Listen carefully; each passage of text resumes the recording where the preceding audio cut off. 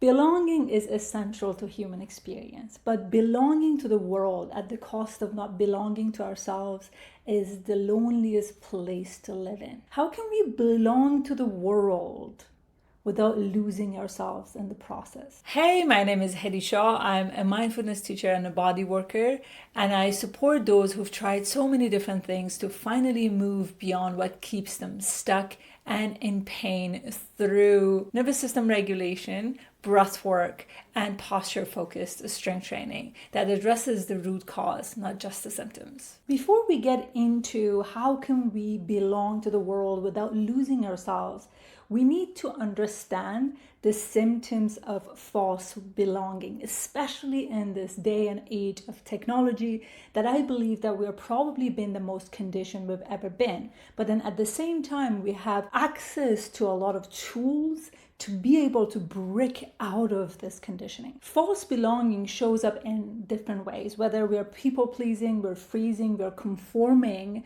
to fit into a specific societal construct. These behaviors might look very different on the surface, but at its core is our attempt to belong and to be accepted by our society.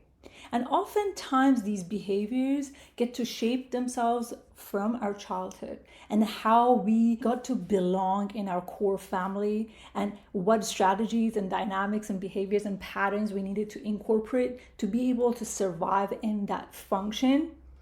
Or for some of us, even harder, we needed to find those strategies to be able to create safety. When we get into these symptoms, I want you to have your compassionate lens on, because you might see yourself in it. You might see some of your family members, friends, relative in that category. What I want you to know that all these patterns and behaviors at some point served us. So we need to honor them in the first place. So we're actually getting into this conversation fully rooted in honoring the role these behaviors played for us to be in this moment in time. How these kinds of false belonging could show up. Pretending to be someone that you're not. Saying yes to something that you want to say no. Over identifying with others' perception of you or others' need rather than your own need. We might find ourselves being absorbed in other people's emotion, that if you're not happy, then I can't be happy. If you're sad, then I must be sad. If you are afraid, then I must be afraid. Feeling responsible for other people's happiness and go out of our way manipulating the reality for them to feel okay. Or being afraid of setting boundaries because we're afraid of being seen as unkind or not nice. Numbing or freezing could look like dissociating from our feelings and suppressing ourselves so we won't feel them. Because if they come up, if we can actually feel them, then that might be in contrast with what our society, with our family, with our friends might be feeling. Also, you might avoid conflict at all costs. Sometimes people find conflict the most triggering, and I definitely used to be like that, because for me, when I was a child, it was modeled to me that you just suppress it. You control yourself because we don't want to have any conflict. A good family, they won't have conflict. Also, people might feel fully paralyzed to express themselves to an extent that they don't know what they truly want. They become extremely agreeable to everything that the community, people around them wants from them. Conforming or over-identifying with the belief system. They feel like in the politics, we see that a lot. People over-identify with the group, and they believe if they identify with this group, then they need to be agreeing with everything that comes with it. We create these stereotypes around, if you support this group, then you should be this. But in reality, there are a lot of nuances into what we believe in and what we don't believe in. But what happens is we over-identify ourselves with those belief systems. And if anything outside of that come in, we get triggered, we get agitated, we become rigid personalities that we can't allow differences to be present, which I feel like our system now is suffering terribly from, because we've been conditioned, we've been brainwashed that we need to be thinking alike all the time. And we have all these DEI trainings, but the truth is even a lot of these DEI training are rooted in separation rather than true meaning of inclusion. Inclusion means increasing our nervous system capacities to hold the dualities, to hold the paradoxes, to hold the extremes. We don't necessarily need to agree with them, but can we expand our capacity in a way that we can hold them, we can create a space for them? And it's a lot of work. Think about, where are you compromising your truth to fit in? In other words, where are you lying to yourself or others or manipulating reality so you can belong? One of my favorite books of all time is When the Body Says No. And in this book, Gabor Mate draw from a research around the science of suppression, which at its core, it's a stress response. It shares a fascinating study that illustrates the connection between emotional suppression and physical health. Participants were shown disturbing images while being attached to stress monitors. Afterwards, they were asked how did they feel. Many responded that I didn't feel anything, while on the other hand, their body was telling a different story. There were massive spikes in their stress level. Here's the critical part. Those who consistently felt dissociated from what their body truly experienced, they're more likely developing serious illnesses, including cancer. This research highlights how deeply our body is impacted when we suppress ourselves. If you haven't read this book, I highly recommend reading it. It's eye-opening. Now the question is, how can we belong without losing ourselves? Number one is understanding the lies that you tell yourself, the lies that you tell others. It doesn't have to be a massive lie. Sometimes there are little lies that you wonder, why do I even do this?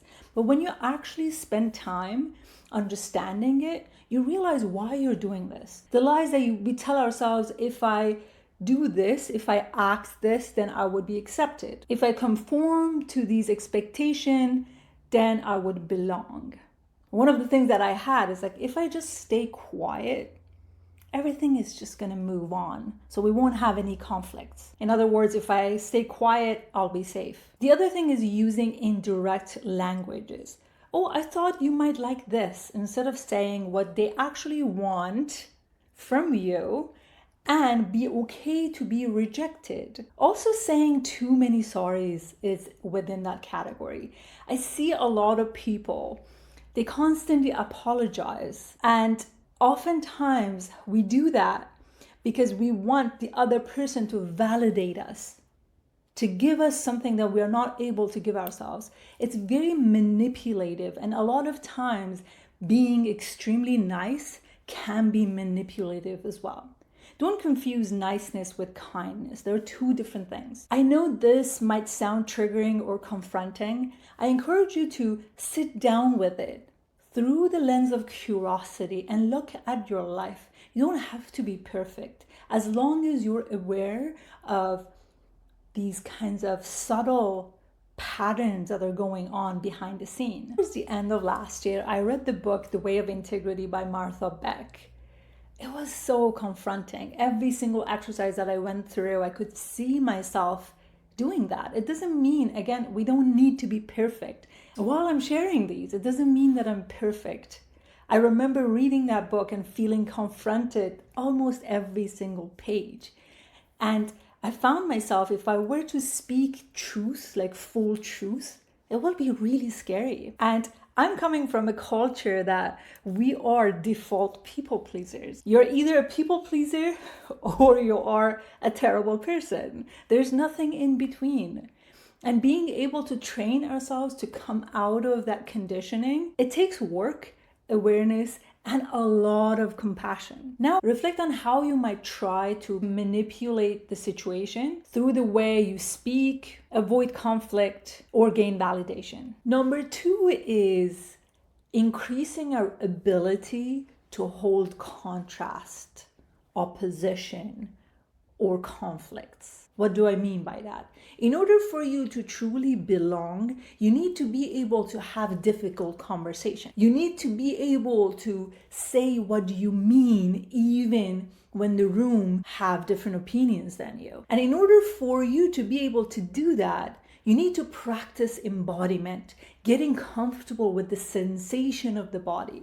For example, if someone goes for public speaking, at the beginning, when they get on the stage, they're all scared, they're all afraid, but then slowly they build that capacity to be able to regulate themselves even in that situation. So the more we train ourselves to be able to hold this discomfort, the more we are able to welcome differences. It doesn't mean that we agree with them, but we see that the beauty of this life is to have differences. We don't need a world that everybody is super cookie cutter, exactly the same, or we want to hang out with people that they have the exact same belief system as we do. If they have a different belief system, then they can't be our friend. Obviously, you got to choose your own battles and finding the kind of differences you're looking for. Think about a situation that you've been in, maybe in your relationship, in your work, or anywhere else that you felt like you wanted to say something, but you were afraid that you wouldn't belong if you say that. Or you wanted to say that and you did say that, but then after that you felt ashamed, you felt guilty, you kept telling yourself, oh, you shouldn't have said that, or you should have handled it differently, all of that. So I want you to think about a scenario. Obviously, I don't want you to pick a super challenging scenario because we won't be spending a lot of time. Find something that is more approachable so we can do a quick exercise around it. Imagine yourself in that scenario. Notice the conflict or the contrast or the discomfort that you're feeling. And notice what you're thinking about. And from that place, notice where do you feel that tension in your body. Now, the focus is no longer on the thought or the thought of that experience. Your attention is fully landing on the sensations that you experienced from that contrast. Maybe you're feeling this punch in the stomach. Maybe you feel this anxiety in your belly. Maybe you feel this sense of constraint in the throat. What is that sensation in the body? Maybe soften your gaze or close your eyes and really tune into that feeling. We've been told that we need to avoid that. We need to move through that as quickly as possible, or in other words, bulldoze through it, because our emotions are not important. But your emotions are the gifts that you get to understand yourself better and be in a deeper integrity with yourself as you're belonging to the world. Now, slowly you start breathing into that constraint, into that tension that you feel.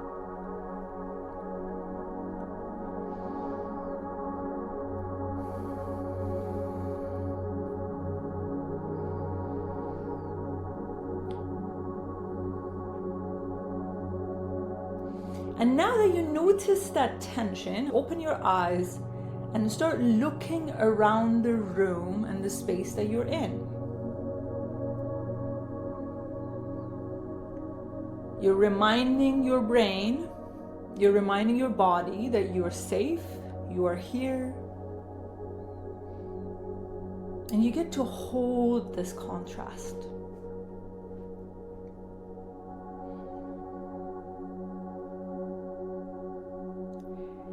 Instead of trying to fix it or change it, can you allow it to be as if I have sands in my hand and I'm like really squeezing it hard, but then can you just allow the sand to be on your hand without squeezing it? So you're allowing that to open up, to potentially soften and relax.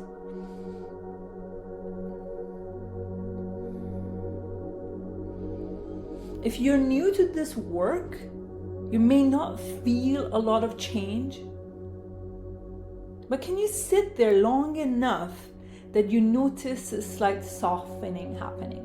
Maybe a yawn, maybe an exhale, maybe a sense of peace, maybe a reminder that you'll be okay. And can you allow a sense of softening wash over that part of you that feels tense?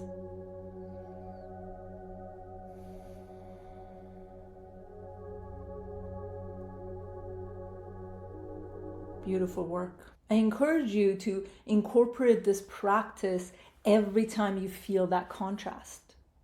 Instead of trying to process that only through the mind, through the thinking mind, can you drop into your body? Our body is the bridge that is well capable of holding paradoxes, holding tension, as long as we allow that to be in the room without making it wrong, without trying to bulldoze through it. The more we practice holding this contrast, the more equipped we become in our relationships to be able to navigate difficult patches and being able to stay in integrity and belong to ourselves and belong to the world. The third one is communication. If you're doing this work and you want to belong as your whole self into the world, communication is a key. But the problem is so many of us haven't been trained in that. So many of us didn't have good examples of effective communication, so we can continue doing that. For me, it's something that I'm still practicing and I'm still doing my best to improve upon. Nonviolent communication has been extremely helpful for me to really communicate what was on my heart, what was on my mind to start, especially with people who are not super close to me. They're not partners or family members. There are people that I don't have a lot of emotional tension with. So I started practice with those. I'm going to put the nonviolent communication framework here. You can get into the practice of communicating your feelings and your experiences a little bit better, especially when it's messy, especially when it's difficult, especially when you're emotional. And don't be hard on yourself. If you're just starting to practice better communication, like I said, it can get messy, and let messy be in the room so you get to practice and get better at it. Now I'm wondering if you know of any communication technique that has been insanely supportive for you and you started using that in your life and you've seen the magic. Please comment down below and let me know. If you enjoyed this video and you want to dive a little bit deeper around understanding your postural adaptation to your conditioning and how you belong to the world, make sure that you take the quiz down below. And I'll see you in the next video.